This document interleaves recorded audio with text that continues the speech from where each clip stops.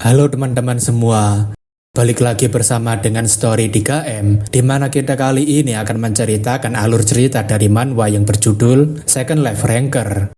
Baiklah, tidak perlu berlama lagi, langsung saja kita masuk ke dalam alur ceritanya.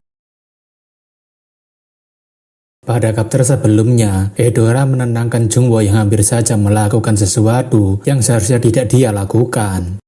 Karena Jungwoo sudah cukup lama memeluk Eudora, Jungwoo pada akhirnya malu sendiri karena dia begitu nyaman dalam pelukannya Eudora. Eudora mengatakan rupanya Ora Boni bisa malu-malu juga, dan Jungwoo mengatakan memangnya dia mengira dirinya ini orang seperti apa. Eudora mengatakan Pandai masih belum melihat wajahnya karena dia pikir masih belum waktunya dan dia ingin agar Ora Boni sendiri yang menunjukkannya. Eudora sebenarnya berpikir hal yang sama, tapi sebenarnya dirinya ingin melihat beban seperti apa yang ditanggung oleh Ora Boni. Eudora mengatakan kalau Ora Boni tidak keberatan, maka dirinya tidak masalah jika dia membagikan beban tersebut bersama dengannya. Jungwoo tentunya berpikir, mungkin saja dirinya tidak masalah untuk mempercayai mereka. Jungwoo mengatakan suatu hari nanti, dirinya pasti akan memberitahu mereka segalanya tentang dirinya. Mendengar Ora Boni yang sudah mulai terbuka, Eudora tentunya senang sembari mengatakan kalau begitu dirinya akan menunggunya. Setelah itu, Jungwoo menghampiri Braham yang sudah diambang kematian karena Book of Mercury miliknya telah hancur. Evil Kega mengatakan dirinya akan undur diri terlebih dulu karena mereka pasti butuh waktu untuk berbicara banyak hal.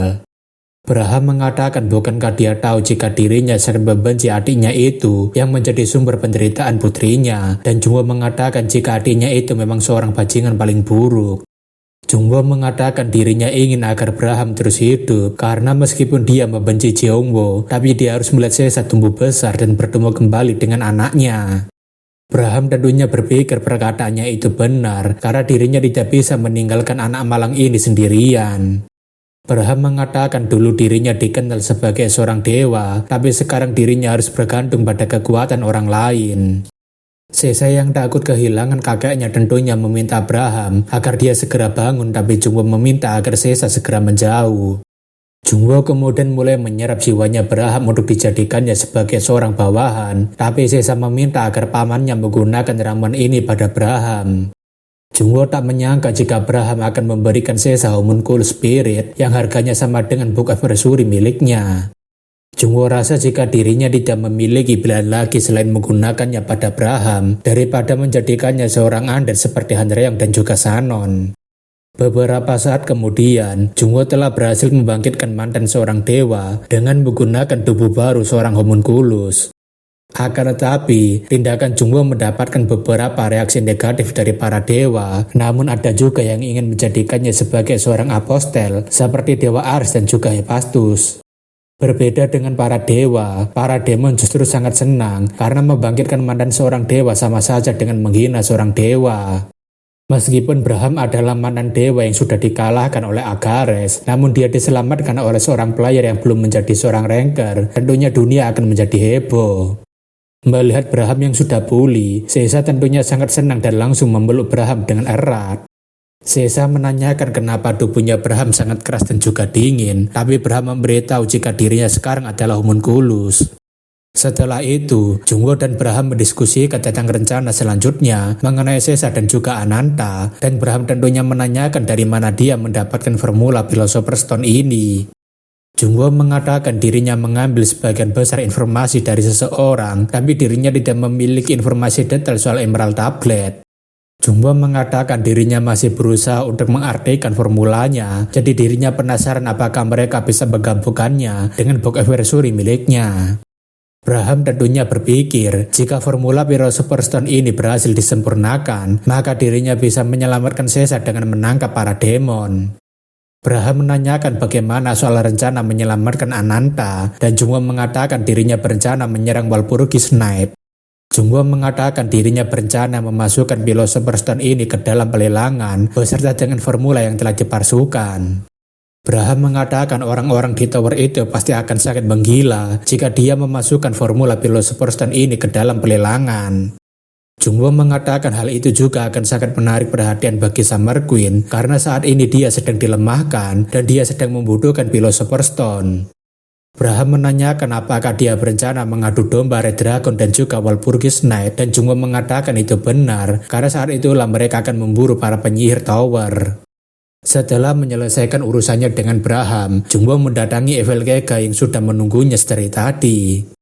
Jungwoo menanyakan apa yang ingin dia bicarakan dengannya, dan Evil Kega mengatakan sebaiknya dia duduk sebentar. Evil Kega mengatakan Tuan memang sangat sulit untuk diajak bersantai, jadi dirinya akan langsung saja pada intinya. Evil Kega kemudian menunjukkan berbagai macam notifikasi sistem di mana para dewa dan juga demon sangat ingin menjadikan Jungwoo sebagai seorang apostelnya. Jungwoo menanyakan apa-apaan semua ini, dan Evil Kega mengatakan bagaimana menurutnya jika mereka semua tertarik padanya. Inti dari teks yang sangat panjang ini adalah para dewa dan demon khawatir akan terlalu lama menunggunya mencapai lantai 50 untuk menjadi seorang apostel, jadi mereka mengusulkan kontrak sementara. Jungwoo tentunya menolak tawaran tersebut karena dirinya tidak berencana terikat pada siapapun. Akan tetapi, Jungwoo tidak akan menolak apa yang akan mereka tawarkan padanya, dan Evil Kega tahu jika dia berniat untuk mendapatkan manfaat tanpa harus terikat pada mereka. Evil Kega mengatakan dia adalah orang kedua yang mencoba bermain-main dengan eksistensi yang berada di lantai 98. Tak lama, Jungwoo mendapatkan 4 skill yang menarik perhatiannya, yaitu Goddess Stigma, The Tree Spirit, The Wicked Devil, dan Faceless Grimor. Untuk menjelaskannya kalian bisa baca sendiri. Untuk sisa penawaran dewa dan demon lainnya, Jungwoo hanya meninggalkannya dan tidak menolaknya, barangkali dirinya bisa menggunakannya suatu saat nanti.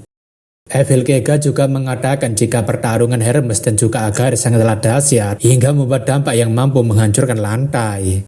Kebanyakan player yang berada di sana telah mati, dan biro administrasi mendapatkan banyak komplain dari para klan dan juga player. Evil Kega mengatakan administrator tak akan memberikan sanksi kelanjutan, dan juga menanyakan apakah itu berarti mereka akan memusuhinya. Evil Kega mengatakan itu benar, jadi hanya ini saja yang bisa dirinya lakukan untuknya, jadi semoga dia beruntung. Braham dan Jungwoo akhirnya berpikir jika saat ini Caesar tak akan mungkin aman bersama dengan mereka, jadi dia memutuskan untuk pergi ke suku Tanduk 1. Akan tetapi, Eudora merasa suasana sukunya menjadi sangat aneh karena tidak biasanya suku mereka akan heboh seperti ini.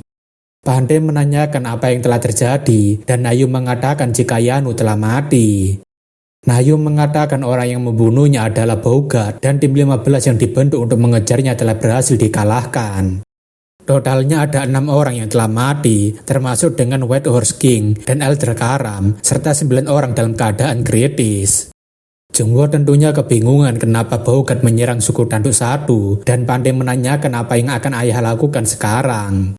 Nayu mengatakan tentu saja mereka akan mengejarnya sampai ke neraka karena dia telah berani macam-macam terhadap sukunya.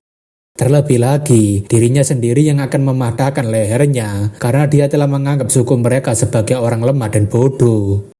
Nayu kemudian memerintahkan suku Tanduk 1 untuk mencari keberadaan Bogart dan segera memberitahukan dirinya jika telah menemukannya.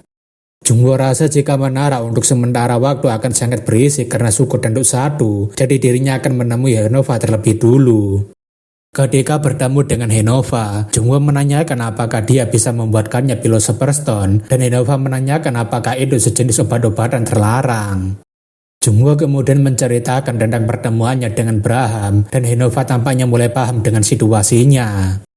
Jungwoo menanyakan apakah dia akan membantunya, tapi Henova mengatakan dirinya membantunya karena itu terdengar cukup keren. Beberapa saat setelahnya, Braham dipertemukan lagi dengan Henova, dan Henova mengatakan sudah 20 tahun sejak pertemuan terakhir mereka. Head Elder mengatakan dirinya harap Pak Tua ini tidak mengganggu reuni mereka, tapi Henova mengatakan mereka sudah sama-sama tua.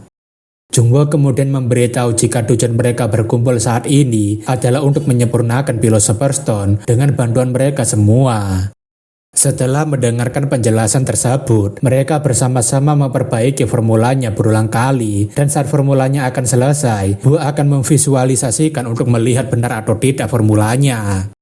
Penelitiannya berjalan dengan sangat lancar dengan kecepatan yang bagus, dan Philosopher's Stone terlihat seperti akan sempurna. Akan tetapi setelah 1 bulan melakukan penelitian, Philosopher's Stone selalu gagal untuk dipakai dan membuat Braham sangat stres. Jungwoo berpikir mereka telah berhasil mempertahankan wadah dan juga sumber magicnya, tapi mustahil untuk memasukkan magicnya ke dalam wadahnya. Rebecca menanyakan kenapa Master tidak mencoba bertanya pada ahli lainnya, dan Jungwoo mengatakan agak sulit untuk mencari ahli yang dapat dipercaya. Rebecca mengatakan bukankah dia sudah mengenal seorang ahli yang bisa dia percayai, dan Jungwoo tentunya baru teringat jika dirinya sempat berpisah dengan Victoria.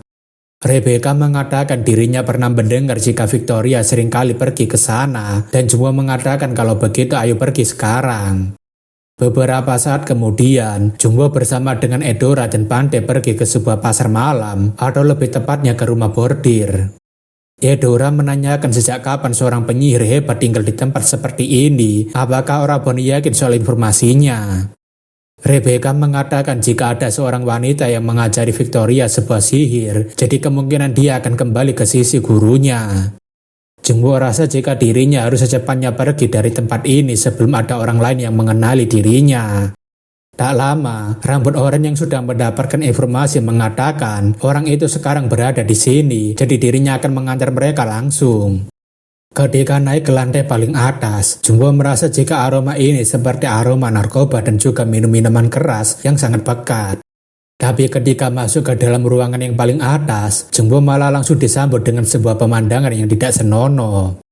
Wanita itu mengatakan siapa dia, padahal dirinya tidak ingat sedang memanggil seseorang kemari. Jungwoo menanyakan apakah dia adalah Anastasia, dan Anastasia menanyakan bagaimana dia bisa mengenali dirinya. Karena Jungwoo memiliki trait darah dingin, dia berhasil menahan spil pemikat yang dilakukan oleh Anastasia padanya. Anastasia menanyakan kenapa dia mencarinya, dan Jungwoo mengatakan dirinya ingin bertemu dengan Victoria. Namun belum ada semenit, Jungwoo langsung melancarkan sebuah serangan yang membuat rumah bordirnya amburadul. Akan tetapi, Anastasia masih bisa selamat, dan sepertinya identitasnya Anastasia adalah seekor rubah berekor 9. Jungwoo berpikir apakah dia meminjam kekuatan rubah ekor 9 atau apakah dia sendiri adalah rubah ekor 9 itu. Anastasia yang kesal karena rumahnya dihancurkan tentunya langsung menyerang Jungwoo tanpa berbasa-basi, dan Jungwoo sepertinya sudah siap untuk bertarung. Akan tetapi sebelum mereka berdua saling bertarung, Victoria langsung menghentikan gurunya karena dia itu kenalannya. Rebecca tentunya menanyakan apakah dia baik-baik saja, dan Victoria tentunya sangat terkejut melihat Rebecca hidup kembali. Rebecca mengatakan dirinya yakin waktu itu dia telah mati karena menolongnya, tapi Rebecca mengatakan dirinya baik-baik saja sekarang. Beberapa saat kemudian, Victoria menceritakan apa yang terjadi padanya, di mana dia dikejar oleh orang-orang tidak dikenal bersama dengan Kan, dan mereka itu bukan dari kelompok kecil. Jungwoo tentunya yakin jika yang mengejar mereka itu adalah pasukan dari Devil Army. Victoria benar-benar sangat terpukul karena dirinya tidak bisa melakukan apapun, terlebih lagi kan mengorbankan dirinya agar dirinya bisa kabur dari sana. Victoria merasa sangat bersalah karena setelah Rebecca mati, kan juga ikutan mati karena dirinya, dan dirinya tidak bisa menemukan mayat kan dimanapun. Anastasia mengatakan dirinya tidak tahu alasan kenapa mereka datang kemari, tapi anak ini sekarang tidak bisa banyak berpikir, jadi sebaiknya mereka pergi dari sini. Setelah keluar, Rebecca mengatakan ini adalah pertama kali dirinya melihat Victoria seperti itu, karena setahunya dia itu adalah seorang penyihir yang pemberani dan juga egois. Akan tetapi, Victoria adalah wanita yang baik hati dan juga lembut, serta dia adalah orang yang paling hebat yang pernah dirinya temui. Rebecca mengatakan jika insiden dungeon itu pasti membuatnya sangat terpukul, dan dia larut dalam penyesalan karena dirinya dan juga Kan. Tak lama, Anastasia mengatakan muridnya meminta maaf karena tidak bisa membantu mereka, tapi dia berharap bukunya ini dapat membantu mereka. Rebecca mengatakan buku ini adalah rencana yang akan Rebecca publikasikan pada Magic Tower, dan buku ini terlalu berharga untuk mereka. Jungwoo rasa jika penyesalan Victoria terlalu mendalam, tapi dengan bantuannya, dirinya mungkin bisa menyelesaikan Philosopher's Stone. Braham yang membaca bukunya Victoria tentunya terkagum dengan penelitiannya, dan dia mulai mempelajari buku tersebut, serta penelitian mereka dilanjutkan berdasarkan pengetahuan dari Victoria. Setelah beberapa bulan, Jungwoo dan yang lainnya akhirnya telah berhasil menciptakan formula baru Philosopher's Stone. Enova mengatakan mereka harus merahasiakan formula asli batu ini, jika tidak, maka akan terjadi pembantaian besar-besaran hanya untuk sebuah batu. Braham mengatakan karena semua bahannya telah dipersiapkan, sekarang mereka hanya perlu untuk menggabungkan semuanya. Jungwoo berpikir dirinya hanya memiliki satu kesempatan untuk melakukannya, karena barang-barang ini dirinya dapatkan dari Summer Queen.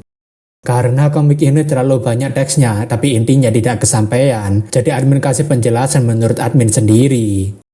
Jadi intinya, formula yang mereka temukan ini sudah disempurnakan, jadi Jungwoo tinggal menyempurnakan batu yang telah tertanam di dalam tubuhnya sambil membuat batu yang baru. Terlebih karena dirinya sudah pernah menyerap kekuatan milik Agares, Jungwoo tidak memerlukan lagi pembantaian para player untuk bisa menyempurnakan kekuatannya. Alhasil karena Philosopher's Stone telah disempurnakan, tubuh Jungwoo mengalami peningkatan yang sangat drastis sampai-sampai membuat Braham dan yang lainnya kewalahan menahannya. Braham tentunya tidak menyangka jika Philosopher's Stone akan mengeluarkan kekuatan sebesar ini, bahkan kekuatannya mungkin setara dengan seorang high ranker. Shannon mengatakan apakah seperti ini kekuatan batu itu, dan Hanryong mengatakan kekuatan batu itu benar-benar tidak terduga. Rebecca mengatakan jika cahaya milik Cernunnos juga semakin terang, jadi mungkin dirinya sekarang bisa menjadi seorang godly spirit. Namun tampaknya, Jungwoo malah masuk ke dalam alam bawah sadarnya sendiri ketika dia sedang mencoba untuk menstabilkan kekuatannya Philosopher's Stone. Jungwoo berpikir apakah ini adalah kebencian dari Philosopher's Stone, dan kalau dirinya sedikit lengah, maka kesadarannya akan dimakan oleh mereka. Namun di dalam kegelapan itu, seseorang tiba-tiba muncul sambil tertawa, tapi Jungwoo tidak menyadari keberadaan orang itu. Orang itu mengatakan tinggal sedikit lagi, jadi setelah dia benar-benar matang, maka dirinya akan kembali untuk melahapnya. Tak lama, Jungwoo dibangunkan oleh Braham karena dia pingsan, dan Jungwoo tentunya menanyakan apa yang terjadi padanya. Braham mengatakan sepertinya dia tidak tahu apa yang telah terjadi pada dirinya di luar, padahal dia membuat keadaannya menjadi sangat kacau. Elder menanyakan bagaimana dengan Philosopher's Stone-nya, apakah itu benar-benar berguna.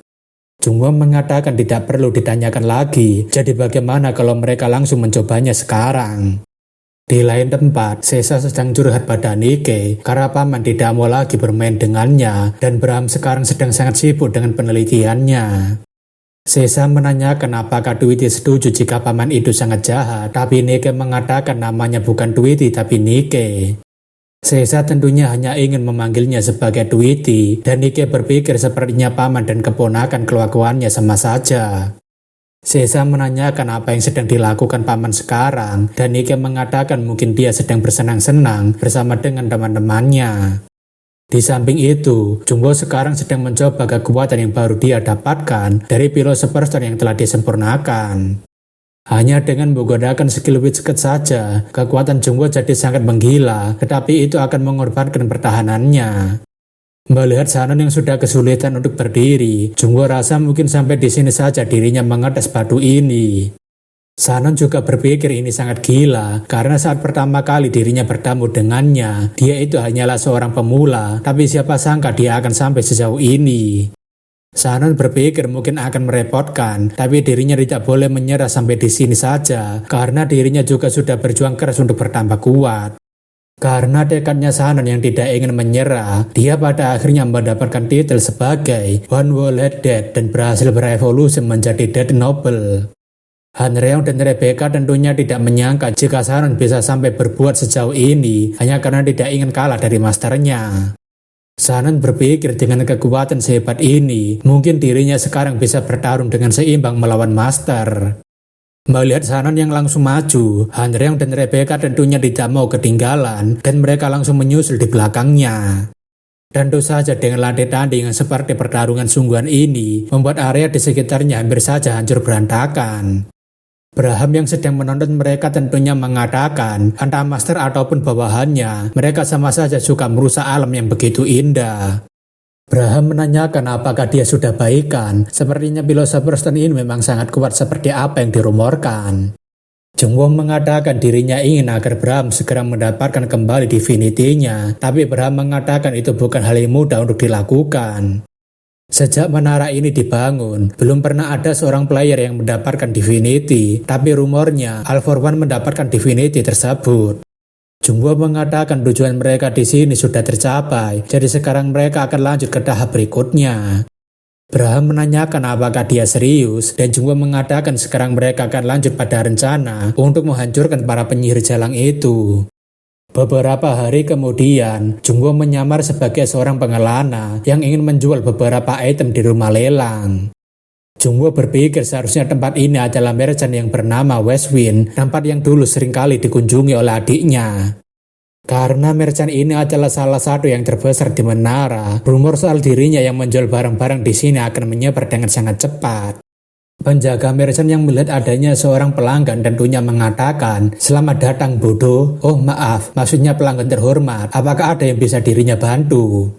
Jungwoo yang mendengar suara orang ini tentunya mengingat jika dia adalah pedagang misterius yang bernama A di tutorial. Jungwoo yakin jika orang ini tidak mengenalinya, jadi dirinya akan berpura-pura menjadi pelanggan bodoh seperti yang dia katakan di awal. Si A tentunya berpikir orang ini tidak seperti orang polos dan mudah dibodohi, jadi dirinya akan mengambil keuntungan sebanyak-banyaknya.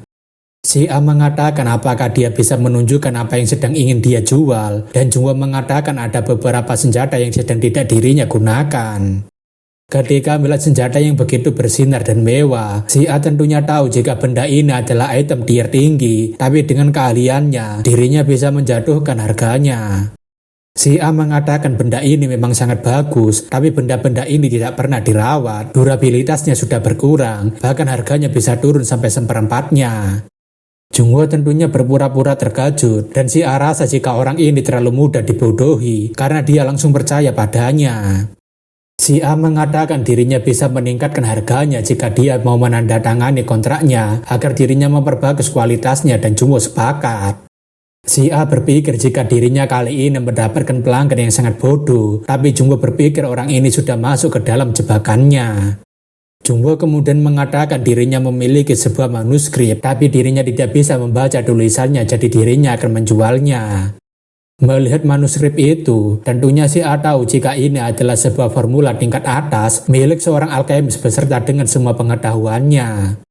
Si A yakin jika dirinya bisa memperbaiki huruf-hurufnya dengan benar, dirinya dapat menjualnya dengan harga yang sangat tinggi. Si A mengatakan dia bisa menjual manuskrip ini, dan meskipun teksnya ada yang tidak lengkap, tetapi dirinya bisa membantunya menjualnya. Setelah berhasil, Jungwoo yakin jika orang itu akan langsung melelangnya, karena tidak mungkin manuskrip semacam itu akan dijual dengan begitu mudah. Jungwoo rasa jika rencananya berjalan dengan sangat mulus berkat si bodoh itu, jadi dirinya hanya tinggal menunggu benihnya membuahkan hasil.